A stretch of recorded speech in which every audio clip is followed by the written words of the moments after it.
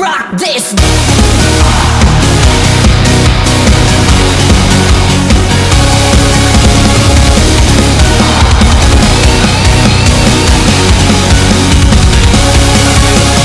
Welcome to episode 3 of the official Malibu podcast hosted by Malibu Mike. And today we have Kris, the guitar player for It Lives It Breathes, and one of my close friends. And honestly, he's one of the strangest, most beautiful people I know. So, Kris, you're the guitar player. Lead guitar player. You're the guitar player. You're the one original member of the band, and that's a whole story in itself. But why did you start to play guitar? What made you want to play guitar? Well, to be honest with you, when I was maybe, I would say, 8 years old, I went to McDonald's, and typical kid, gets his Happy Meal and stuff like that. Yeah. And at the time, they happened to have, I think it was the 10-year anniversary or something like that for Back to the Future. Right. And they had the VHS tapes available. What? That was like before my time, too. Yeah. You could and they had I think they had Field of Dreams. They had some other movies too available at that time that you could just literally buy at McDonald's. That's weird. My mom happened to, me and my brother saw the Back to the Future. We're like, oh, I look sick or whatever. Yeah. You actually have the post. You guys can't see it, but there's a poster. We're in Chris's room right now, and there's a huge Back to the Future poster behind the camera. We'll put a picture of it up right here for you guys to see, but it's pretty cool. Anyway, McDonald's Back to the Future. Yeah, basically, and ended up grabbing that, and then saw the movie. And when I saw the scene where pretty much Marty McFly solos and has his crazy Johnny B. Good scene, literally that moment in my head, I knew that I wanted to play guitar. And, maybe a few years after that, I ended up getting my first acoustic and electric probably by the time I was 11 or 12 years old. So yeah. That's probably the cool. Most kids are like, oh, I just want to be a fucking rock star, this, that. No, I've never heard anybody have that same story of Back to the Future. I saw that scene. I've never heard that, so that's really cool. Yeah. So on the guitar subject and stuff, obviously you've been in bands for a good part, almost probably half your life. You started, I forget what your very first band was. Forsaken Memory. Oh no, my very first band actually was kind of like a glam rock band, or something you would listen to. Hey, I don't know. It was actually called Sweet Eve. I was maybe 15 years old. I think there's a YouTube video out there somewhere. Yeah, there's probably a video or two somewhere out there of me in it, and the band is actually still together today. Really? And, honestly, I didn't even know that. Yeah, and the front man is he lives in Los Angeles somewhere over there, and I think the old drummer Nick Menza from Megadeth is now in the band. Really? Which is kind of really weird to think about. Man, that's so weird. I had no idea that was a thing. Yeah. And I'm just gonna, whatever I was gonna ask you after, this makes, you love Megadeth. Megadeth is your favorite band, correct? Yeah. The band that To be honest with you, as far as I would say metal bands, because obviously there's so many bands I love, but as far as kind of that metal, almost thrash kind of style, over Metallica and Exodus and everything else like that, Anthrax, you could even throw them in there. Megadeth is my number one for that genre in a way. So. Yeah, and it's weird that Megadeth is your favorite band too, or for that genre, because if you listen to Silver Knights, you can't even hear. There's a few guitar solos, but you can't hear anything that sounds like Megadeth. So I know you also love Zed and all those EDM artists. So, how did you go from 8-year-old Kris, oh, I want to play guitar, to Silver Knights? What happened in between that time frame to make you want to write music the way you write it now? Like I said, you have the influence from EDM and Zed and then Megadeth. How did you create Silver Knights? What was the influence for that? Basically, I would say over my whole life, I've been listening to so many different styles of music. I had my phases from metal to punk to pop. You could name so many different genres, and I still to this day listen to pretty much everything. Yeah. And I would say Silver Knights is almost a combination of basically all the styles of music that I loved, as far as the past, I don't know, 10, 15 years or more. Yeah, because you were born in like the mid to late 80s, so you didn't really experience the 80s metal like I love. You were like more of a 90s guy, kind of, sort of.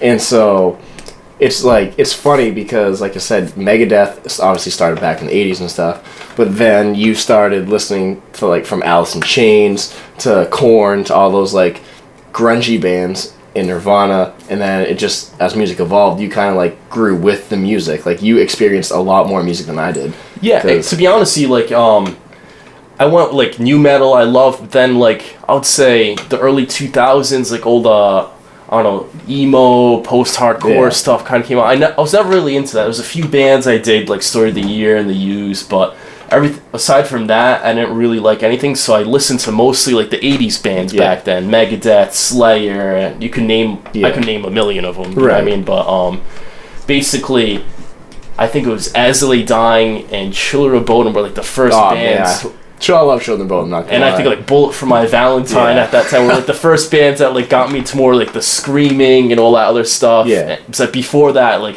when I heard screaming in music, I was very turned off. Yeah.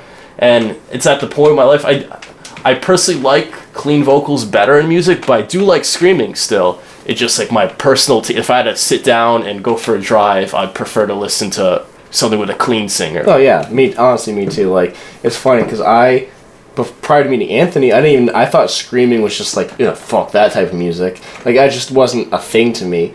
And then I obviously heard like Asking Alexandria like everybody else did, and I'm like, it's pretty good. I don't mind it. And now obviously I tour with you guys, and you guys have streaming, so that's cool.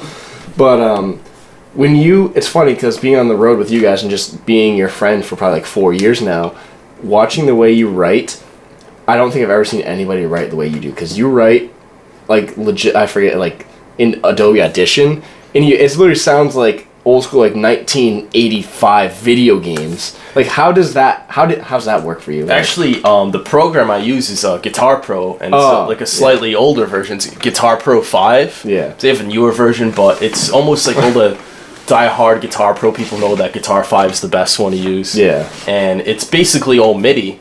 And if anyone knows, like, something about MIDI's just very, like you said, basic, like, piano sounds, basic. Very basic stuff. And I could sit down on a laptop and whatever I hear in my head, I could just put out. I don't need to grab any instruments, no pianos, no just play guitars. You just, like, put it down. I could literally just hear, okay, a good progression in my head and a good melody and start just putting it down, and then my ideas will go from there as far as what kind of structure I want. Obviously, I like to, the Lives It Breed songs you hear.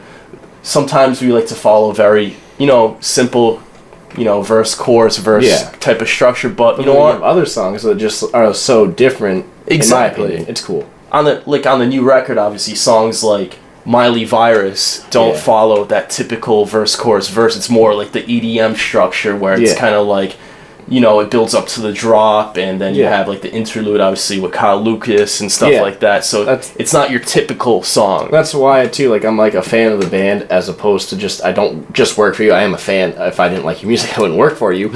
But essentially, it's like I said, the new record. I think it has everything from like World War Me is almost like the Warped Tour genre style song, and then like you said, you have like the One and like Prize Fighter, which are almost like super EDM. Like, you don't even need the guitars. And then it's such a versatile record. There's so many things on there. It's really cool. And it's just, again, watching your old videos. I think we could probably put a clip in of him playing guitar back in the day before he was this Kris. He was old, just like metal Kris.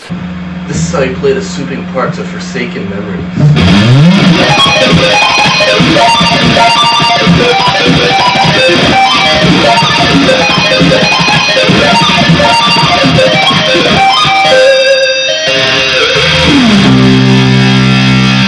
It's funny actually talking about before and after Kris. Like, you recently just dyed your hair silver. Yeah. And that was pretty cool. Like, it's funny because Kris is the type of guy, if you don't know Kris personally, he's the type of guy where he's almost down for anything, which is super cool. Like, I could say, Kris, you should wear this. It'd look really good on you. And he would try it, and he would definitely love it and do it. And that's why I like Kris, because he's almost down for anything. Kris, try this right now. Okay, I'll try it. And if he doesn't like it, he doesn't like it. If he does, he does. And that can go from anything, like clothes, playing guitar, doing this, doing that. It's really cool. So that's why I like you, man. Yeah. But I also one of the best things about you is your sense of humor. And I've told you before, but when we're not on tour and I go home to Maine, like I quote you so much, like so many things you say because they're just so funny and so random. And your sense of humor is so not awkward, but like different than anybody I've ever met. So, do you have a joke that you could pull out right now? Do you think A joke, just like a random joke? Just any joke that you could think of that's like a Kris joke. Like, if you, I mean, obviously I'm putting you on the spot Yeah, here. If you don't have a joke, To be honest with you, in a situation like that, like to be honest with you, the jokes usually just come out like naturally. yeah, you do really have that. It's very like yeah.